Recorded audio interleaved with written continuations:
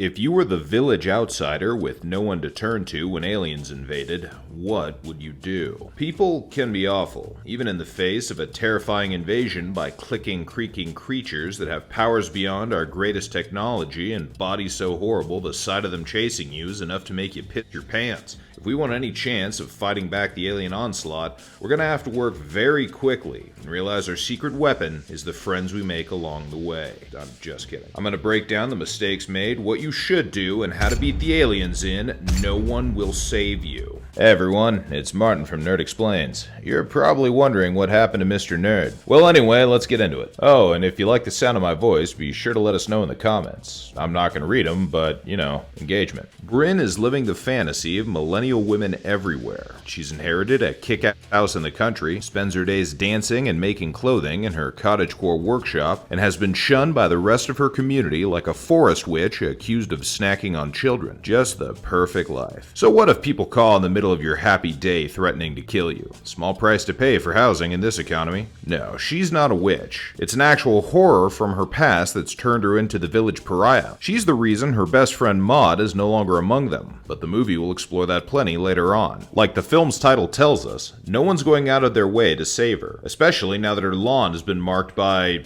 the cutest crop circle I've ever seen. I respect it. Why waste time make big circle when little circle do trick? Plus it draws way less attention. Cultured viewers may notice the mark bears a striking similarity to the Buddhist Enso Zen circle, which represents the beauty of imperfection and the art of letting go. Brinn's perfect life comes to an end one unassuming night when she sleeps through the lights and record player turning on in her house, then wakes to the sound of something going through her garbage outside. When she realizes the power's out, she tiptoes down the stairs only to find the front door is open, and something is gurgling as it wanders around her main floor. She tries to back up but hits a creaking board. In the words of the incomparable Sigourney Weaver, in her bedroom, Brinn looks for a place to hide and settles with under the bed, but is cluttered with random bullshit that loudly clatters as it hits the floor. She hears the creature coming and dives over at the last second. An alien that moves like a demon in need of a chiropractor enters the room, clicking. Brinn tries to wedge herself under the bed from the other side as it climbs right on top. It suddenly leaps out the window and skitters off across the roof. When she thinks it's gone, Brinn shuts the single pane of glass between her and something genuinely horrifying, in much the same way an imbecile might place a band-aid over a sucking chest wound. So, for starters, if you see your front door open, returning to the bedroom, locking and potentially barricading the door, hiding in a closet, and calling 911 are all solid steps, especially if we don't keep a Glock 19 on our side table for home defense. Nerds, have you ever beaten a video game boss and wanted to bend them to your will for the remainder of your epic crusade to victory? Now you can with Dungeon Hunter 6. This free-to-play mobile ARPG allows you to decimate enemies right where they stand, but also transform them into your dark and deadly servants. Loot, ride, and fly them into your next boss battle. And later in the game, you can even take control of their powers as you shapeshift into their form. Customize your mounts, join real-time guild wars in both PvE and PvP game modes. Rule the night as a cat, destroy entire legions of villains, and hack and slash battles with a squadron of your fallen competitors. I took my warrior champion from Himbo Realm Hero to Holy Divine Inquisitor before battling a horned gorilla chimera with lightning vision. Crazy smooth gameplay made raids and arena fights so easy to navigate, even when I assembled my 3-boss squad and summoned them to perform combo skills for me on the battlefield. Dungeon Hunter 6 is free to play now on both Android and iOS, and if you use my link in the description, or this QR code if you're on PC, in the next 30 days, you'll receive a special starter pack worth $50. They're also having a launch event right now where you can win epic prizes like a PS5, Apple Watch, and more. Visit www.dungeonhunter6.com/luckydraw for details. Join the fight today. We're not trying to let our would-be attacker know that we know they're there. We're just buying time for ourselves before the police arrive. The intruder can figure out our door is locked when they get here. By then, help help should be on the way. If it's not, you have two options with a normal intruder. Keep them out, or make it look like you're not there at all. Exit through the window and hide on the roof. Duck under the bed if you're not a hoarder. In a pinch, you could scatter your clothing around the room so they don't even look twice at the heap of bedding in the closet where you're hiding, hopefully with a machine gun. For an alien intruder, those tactics might work too, but we're at their mercy here during our first encounter. We need to pay attention now, though, to set up for the next attack. For example, we've learned at least one valuable piece of information here. It hunts by sight and sound alone. It can't supernaturally sense us hiding under the bed, and it doesn't sniff us out from 2 feet away. If it's me, now that the alien intruder has left, we're locking down this room for the rest of the night because they've already searched here, which means they'll probably look everywhere else before looking here again. Stay silent, only make necessary movements, and observe. Instead, Brinn exits the bedroom and listens as it scrambles over the roof. The door downstairs is now wide open, which suggests to me that there's more than one of them nearby, since it wasn't fully open when we peeked down before. She runs downstairs and shuts and locks the door. The house surges to life with lights and noises. She shuts everything off again, but when she picks up the phone, a sharp sound pierces her ears and she screams, spotting an alien coming down the stairs. The screaming I can forgive, but don't mess with the lights or noises. The electricity is clearly being manipulated, sort of acting as an easy motion sensor for the alien. If a light or sound turns off, you know where your prey is. She hides behind the refrigerator as the alien zeroes in on the phone and puts it back on the hook. Then it sees her watching. It traps her behind the refrigerator door and takes a peek. Brinn shoves the door into it, knocking it off its feet. She runs for the front door, but it's blown off its hinges and slams her back on the floor. She tries to crawl away, things tossing and flying all around her, before the alien uses telekinesis to pull her to him. She grabs the only thing within reach, a broken, sharp miniature from her model town, and accidentally kills it. This is so lucky, but there's some good technique here. Like we've said before, always drag your hands for weapons when someone's pulling you by your leg. She's so surprised by what she's done, she remains frozen in shock for the rest of the night, snapping out of it in the morning with a head wound, shards of glass in her feet, and a leggy boy E.T. corpse in her hallway. She heads for the phone, but realizes the electricity isn't working, and flipping the breaker doesn't fix it. She limps out to the car, but that doesn't work either. So she heads out on her bike, discovering the mail truck overturned just down the road in front of a neighbor's house that looks like hammered shit. She doesn't bother checking it though, probably because she knows everyone in town hates her guts. No, but really, there's no point. She makes it into town and walks into the police office to this. That cheery welcome comes courtesy of Mrs. Collins, the mother of Brinn's best friend Maud, who still blames her for her friend's death. First off, I would have moved out of this town a long time ago. It's a seller's market, Brinn. Second, if the local popo won't help, time to call in Scully and Mulder. Like, now. Go to the library, use their internet, and Google the number for the FBI. Then head to a payphone and call in the feds, who literally won't give two shits about your past once they see that slab of prime Area 51 Wagyu laying on your living room floor. If there is no internet, head to a big box store for a radio or bike to a radio station. The end goal here is to track down a radio that doesn't run off the power grid. In a surprising twist, she sees a passing bus and actually buys a ticket. Thank you. This is the first character in years to just head out when there's literally no reason to stick around. Unfortunately, it won't matter much. Those crop circles are everywhere. And things go south on the bus real quick.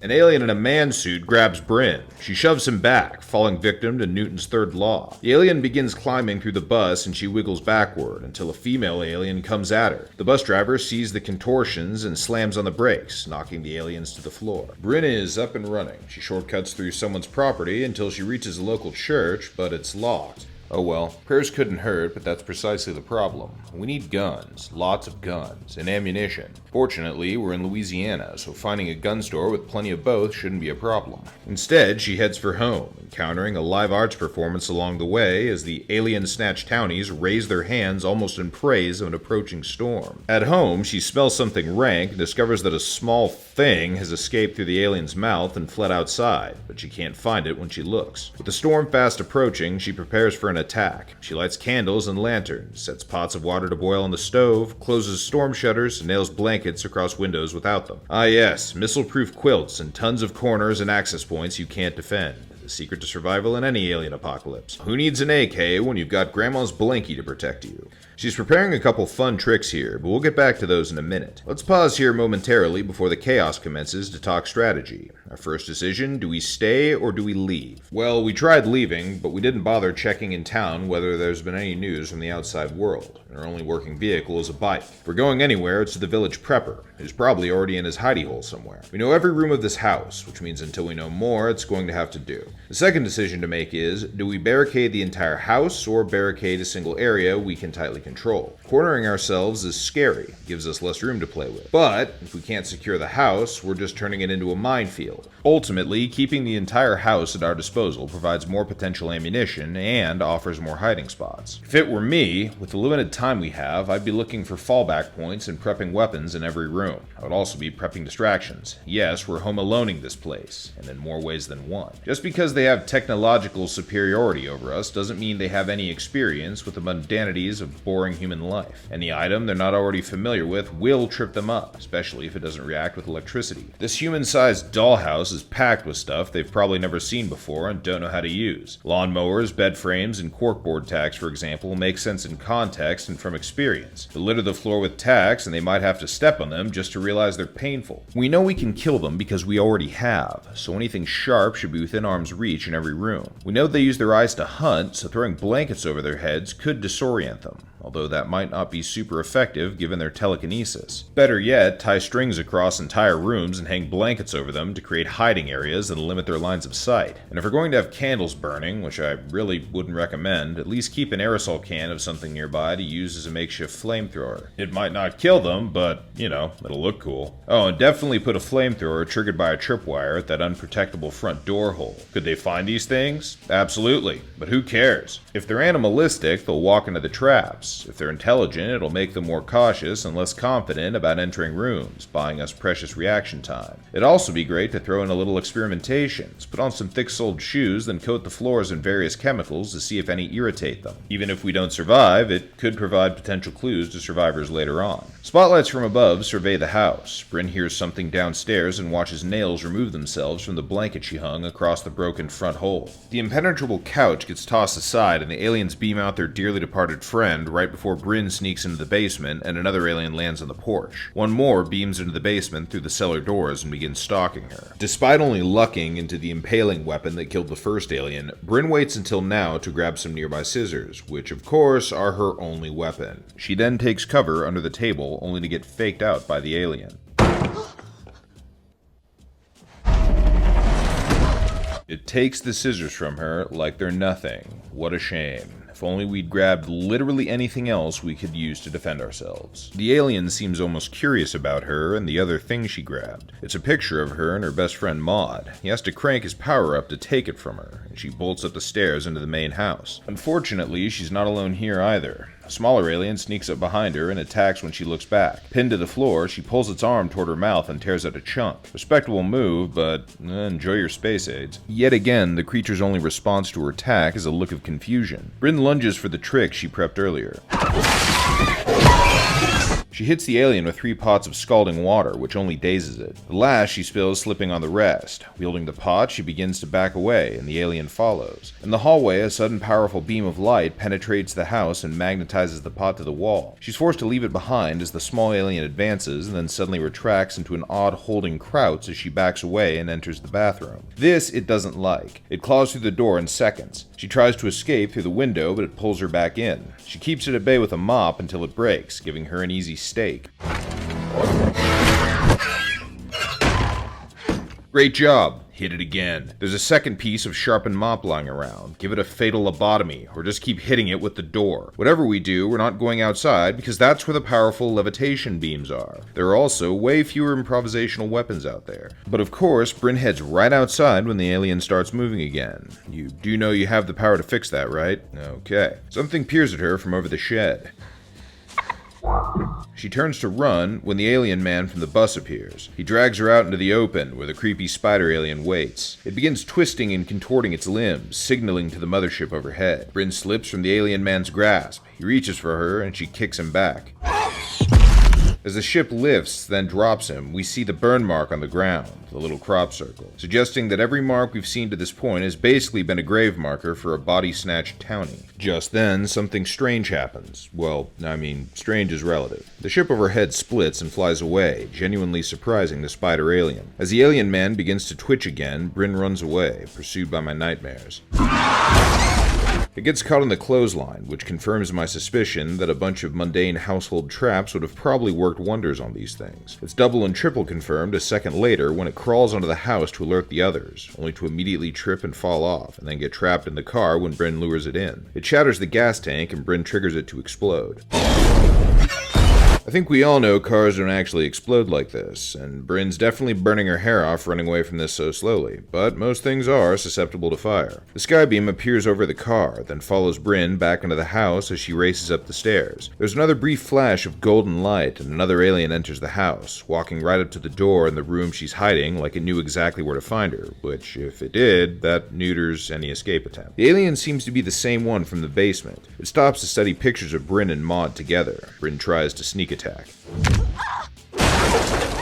Something tells me each of these different types of aliens serves a specific function. This is the smart alien. You can tell that by the way that it is. You see, it and it alone seems to have telekinetic powers. We can worry about that after we escape and find other groups of humans, but it's a good fact to know. Brinn enters another room where everything has been tossed aside. She looks out the window right before she loses control of her body. Pinned to the ceiling, the smart alien enters and floats toward her, before its eyes roll up and it regurgitates a lazy version of the alien facehugger.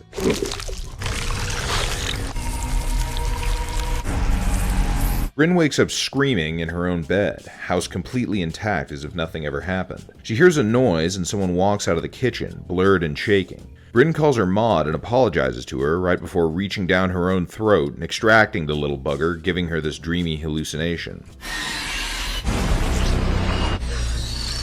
She snaps out of it on the lawn of her house with the parasite in hand. It jumps away and the ship zooms in as if it could sense it calling out. In the beam of golden light, a figure materializes. It's a copy of Brinn. The bug crawls inside her mouth as the camera pulls into the sky and we see it's gridlocked with ships. From here on out, the movie goes full thematic with its story. Brinn's clone attacks her and she kills it. She's killing her own guilt, do you get it? They really want you to get that. Afterwards, she's captured by the aliens and ferried into the ship where they invade her thoughts and force her to relive her worst memories, like that one time she killed her best friend Maud in a totally innocent game of machete fighting. Fully lost in the sauce now, Brinn forgives her younger self for the murder, and the aliens respond by not jamming another human controller bug down her throat. In the end, they don't need to. They bring her back to Earth, realizing that the alienation she experienced at the hands of the town basically neutered any intention she might have had of resisting. She'd actually prefer to be part of a happy, friendly herd. You know, they probably could have just come and talked to us about this. I feel like that's true for most people right now. With everyone else in town body snatched, Brinn finally has all the friends and community she could ever want, and no reason to fight at all. She accepts her alien overlords and beckons us into the movie to join her, as a spaceship looms overhead. I didn't realize the WandaVision version of life was an option, so as long as they're still making my favorite things, it sounds like a sweet setup. And if we extrapolate from Brinn's experience while the bug was in her throat, it seems like all the body snatch victims get a happy vision to live in too. Ultimately, Brinn's happy being a cosmic pet. For any of us who didn't want to be space puppets, survival comes down to a couple things. First, we need to hit hard and fast with retaliation during the initial waves of attacks, probably using things unfamiliar to the aliens to mitigate their technological superiority. No matter what, their freeze beam and telekinesis are overpowered weapons we'll need to avoid until we have time to retreat to an underground base and watch their rhythms, look for patterns, and plan an attack. I suspect, given the effect their telekinesis has on electronic items in particular, that a strong electromagnetic pulse might knock both the smart type of alien and the ships out of commission, which would go a long way towards ending the invasion. We could then take out the creepy crawly ones with Burt Gummer's arsenal pretty easily. While nuclear and solar EMPs would be dangerous, impractical, and or impossible to attempt, smaller EMPs like power line surges could come in handy. That is, assuming they're carried out by someone far more knowledgeable than anyone else we see in this movie. Which is to say, there's another story happening in the same universe where a journeyman electrician with a stockpile of assault weapons builds a portable EMP generator and sends them all to Jesus. Survival in this scenario is directly related to whether you have the relevant scientific skill and know-how or a prepared bunker before the aliens show up, since they captured a ton of people the first night and Brinn on only the second. Not a lot of prep time to work with, with, is what I'm saying. At least if it doesn't work out, we know how to pop the bogeys out of people's throats to snap them out of it. So the resistance movement isn't so much impossible as delayed while Brinn enjoys living in the Stepford version of her town for a while. For those reasons, I think No One Will Save You was beaten. Question is, if this happened to you, are you fighting with the resistance or living the dream with the rest of the NPCs?